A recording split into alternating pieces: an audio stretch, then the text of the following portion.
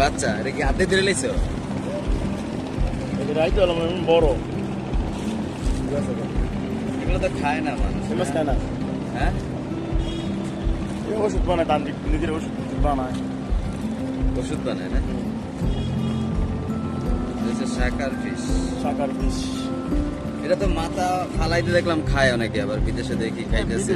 বিদেশ রাষ্ট্র মনে করেন সকল কিছুই খায়।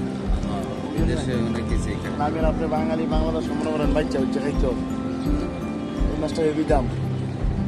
আর না, আর মেক্সিকোতে আমি দেখছিলাম যে ওরা কি করে, ওই না তোমার ওই যে কুকুরের এবং বিড়ালের খাবার তৈরি করতেছে এই মাছটা দিয়ে শুকায়।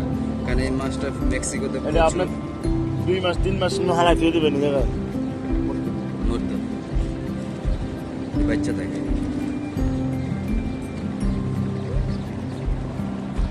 এটা আমাদের শাকার ফিশ। এটা আমাদের বুড়িগঙ্গা নদীতে প্রচুর, তাই আমাদের জাতীয় মাছ প্রায় বিলুপ্ত পথে। তো এই মাছ কীভাবে দংশন করা যায়, কীভাবে শেষ করা যায় সে পদ্ধতি আমাদের জানা নাই। তো যদি এরকম হয় তাহলে কীভাবে যে করবো সেটাই জানার বিষয়। তাই জাতীয় মাছ এখন আর আমরা খুঁজে পাচ্ছি এই মাছের কারণে। এটা তো ছোটো,